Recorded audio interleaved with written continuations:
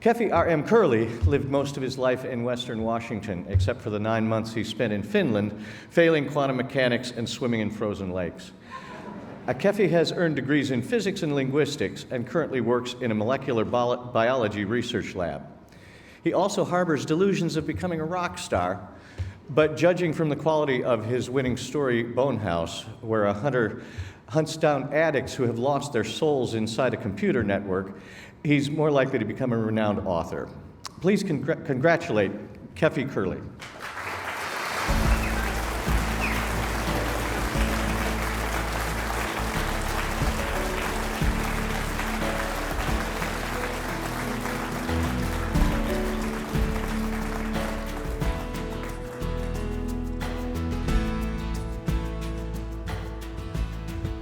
Oh my gosh.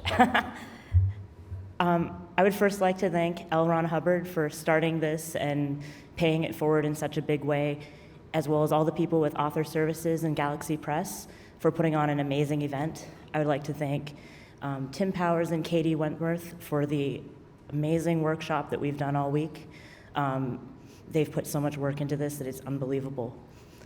I would also like to thank my parents. They brought me to ET when I was 18 months old, and I imprinted almost immediately. Apparently, they didn't know that I could really talk that much, and they put me in the car, figured I had no idea what had happened, got 5 miles down the road, and I started sobbing uncontrollably. And they couldn't figure out why I was crying. I mean, they figured it was the normal 18-month-old issues.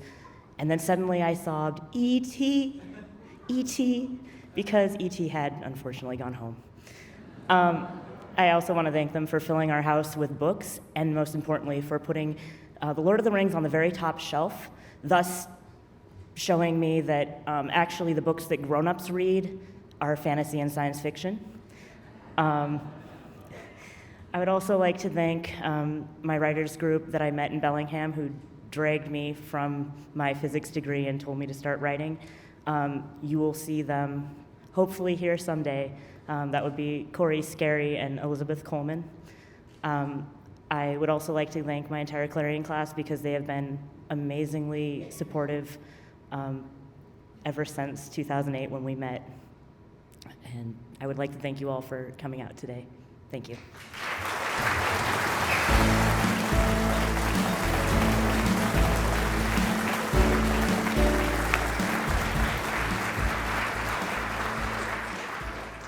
Good evening.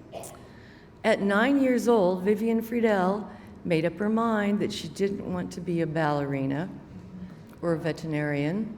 When she grew up, she already knew she wanted to be an artist. She daydreams about doodling on overly expensive sketch pads or computer tablets, although somehow her favorite is to use a No. 5 mechanical pencil on modest sheets of printer paper.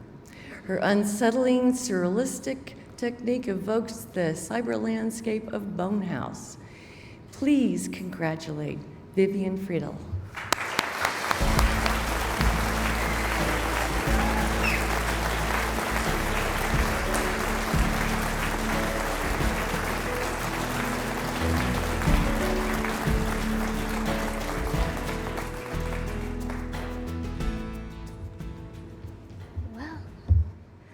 This feels so surreal. It's the start of a beautiful summer to me after a tough spring semester, so I'm really appreciative of the hardworking people at Author Services and Galaxy Press who've been able to seamlessly sew together all the individual aspects of this event. And I'm also very thankful for the advice and help I've received from all the coordinating judges and the visiting professionals. They took time out of their busy lives to help us misfits out, so I really appreciate that.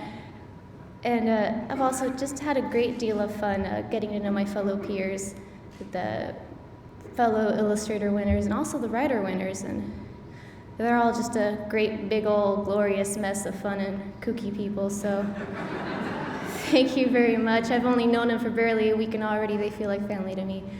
And this wouldn't be possible if L. Ron Hubbard didn't have this one vision to reach out to future storytellers, so big thanks to him. Big thanks to everyone, and thank you for my dad for making it out, and thanks to my mom for raising me right. She couldn't make it, but if she could, she would have been here in a heartbeat. So thank you very much for this opportunity. It's been great.